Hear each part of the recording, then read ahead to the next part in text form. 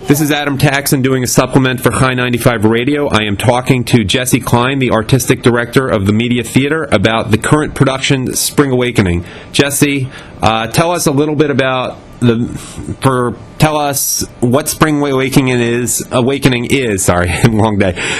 For people who have never heard of the show, which I have, even though I've never seen it and I'm familiar with the music. So tell us the basic premise of Spring Awakening. Sure. Well, first of all, thank you very much for allowing me to talk about Spring Awakening. It's based on an 1891 play, a German play, and it deals with issues that were current back in 1891 and that are current today. And the basic premise is that these are young people who are coming into their own sexually and emotionally, and they're asking a lot of questions, and they're not getting a lot of answers from parents and teachers and adults around them, and because of that, they sometimes make poor decisions and get into trouble and feel isolated and alone. And the great thing about, or the interesting thing about Spring Awakening is that it makes the questions and the subject matter relevant to young people today, because it's all wrapped in a rock music score, tongue-in-cheek. Right. And so therefore, it's something that they can identify with in the music that's presented to them. Yeah, and at the same time, what happens is that you have the 1891 play, of course, somewhat rewritten, and then all of a sudden we burst out of that into a rock musical, and so it's very accessible material to young people. My basic premise is with a musical is the story itself, while important, is secondary to the songs, and that is the most important thing. And I know you emphasize that at Media Theater. I mean, your title, not the title, but your tagline is "Theater That Sings." I think that's it. Yeah. Still.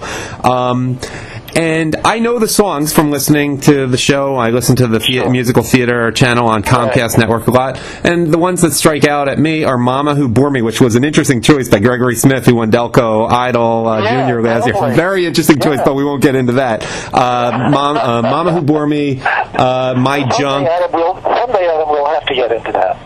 Yeah. Well, we can do a subsequent interview on that. Boy, that's interesting. Okay, sure. My Junk and The Word of Your Body. What are the musical highlights for you and for also the audience? I know the two may not necessarily be the same.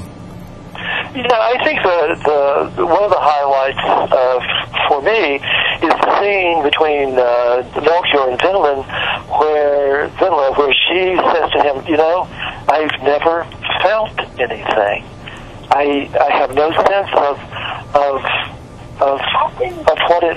what it means to feel things. And she picks up a switch in the forest. They're both out in the forest. And she says, beat me. And he says, no good can come of this. And eventually he does beat her, and it leads to an emotional swell up in both of them that eventually leads to sex between the two of them at the end of the first act. It's an incredibly beautiful scene, and at the same time kind of a really brutal scene that maybe I've had feelings at times about, I kind of don't want to watch this, but it's that kind of scene, actually, and there's no music in that scene, that propels the show along. And talking about, musicals, the reason we have songs in shows is because we reach an emotional high, and the only way we can get where we need to go further is with the combination of lyrics and music. Sure. And that's what happens here. You mentioned that scene, and I know the Media Theater does cut the edge just by being a professional theater in central Delaware County, which is not, in the city. It's in the suburbs, a somewhat conservative suburb. And I know you had some controversy over the award-winning Wild Party, and I also know that there's some nudity in the stage production of Spring Awakening. Sorry, long day. Tell us what the controversial. What are you doing with the nudity? Is there any controversy around this? I mean, I know you pushed the envelope with Chicago in the fall, also. Well, people say that we pushed the envelope, but with Chicago, I don't know. Maybe I'm out of touch a little bit. I didn't see in that the show. Oh, it was the choreography. Very sexy. Yeah, it was sexy. Yeah, it's totally that. But with Spring Awakening, at the end of the first act, after we've been through that scene that I talked about, she comes to visit Melchior, and he's just kind of thinking in this, it's actually in the barn, and the sex ensues, and what we see of her is her breast, and what we see of him is pretty much his behind, and in the context of all of that, it's very tender. It is a search. It's an exploration of young people having their first encounter with sex, and it's not anything that's sensational. It's just that it is embroidered into the fabric of youth exploration. Right. It's not the end of the first act of Hair. What's that? It's not the end of the first act of Hair, where it's just sort of there. No, it is not. It is not. Totally not. It is something that has to happen. Right. If we're going to continue, with the play, and not only do we have that, of course, there's suicide. And that's something that's, with young people, that's something that is on everyone's mind at the moment because of suicides with young people. I just realized, don't give away too much of the plot. I and a lot of the people who listen to this are, want to be surprised by some. But I guess I should know that. Yeah, I actually think that anyone who has children should really see this. Definitely.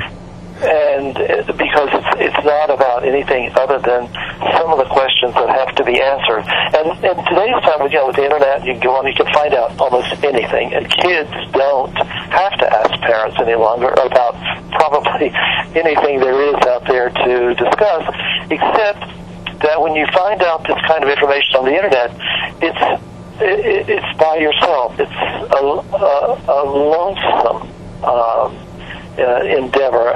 You need to have some sort of human contact in relationship to sexuality and all the other issues that are dealt with someone else that is a kind of a sounding board for you. And the point is made very, very strongly here that if you operate in silence, sometimes it just leads to disaster. It's not a video game. It's something to experience, and probably this is as tasteful or artistic a way as you can deal with these issues, which are going to come up in most normal people's lives anyhow. Totally, and of course the score is so. I think a score that just really touches young people, and there's some songs that even with titles that are pretty straightforward. I don't know if I... you can. We're not on the air. No FCC here. There's one song, Totally Fucked, which has nothing to do with sex. It has to do, I really screwed up. And so that's, those kinds of things. Oh, yeah, the bitch of living. I should have mentioned that before, though that's not one of the 7 dirty words. Yeah. Well, the bitch of living is a song for young guys, somewhat about masturbation, but there are other issues involved in that song as well. It's not just only about that. But the teacher's breasts, I remember that. Yeah. So, and there's some wonderful tunes in this... that Purple Summer and all of that. I know I've kept you. I know, Jesse, I've kept you on a little longer than I said I would, and probably longer than is ideal for a YouTube video. But I also would like to know a little bit about the performers, and I'm sure the audience, potential audience members, would like to know a little bit about some of the stars of the production. Yeah, well, Vidla's played by Erin Bernison, and she auditioned for us in New York. She was in the national tour, and she's just absolutely beautiful, sweet, very innocent, and totally fits the role. And Melchior is played by Skylar Conaway, and he comes to us from Main Stage Music Theater up in Maine. And then we have, Georg is played by Michael Doherty. I think he's won 2 Barrymore Awards. And Moritz is Jack Raymond, and it's just really great people, local people in the show as well. By the way, it's interesting. You don't usually have 2 shows at the same theater in such a short time with a Georg character. No, that's true. Absolutely. I guess if you go to Germany and Austria for the sites of the shows, it's a little less unusual. But the Sound of Music, obviously, I'm talking about. Well, this is helpful. It plays till May 20th, Sunday, May 20th, right? Yes. And people can find more. If I can give the phone number, it's go ahead. 610-891-0100 or mediatheater.org. And that's THEATRE.org. Yes. Yeah, that's a more general way, but there are a lot of places like for example, the Lantern Theater in Philadelphia, which does it the other way. It can be confusing, but you'd find it either way. Yeah, sure. Jesse Cline, Artistic Director of the Media Theater, THEATRE Theater. Thanks for talking to me today. Thank you, Adam. Hope to be there very soon.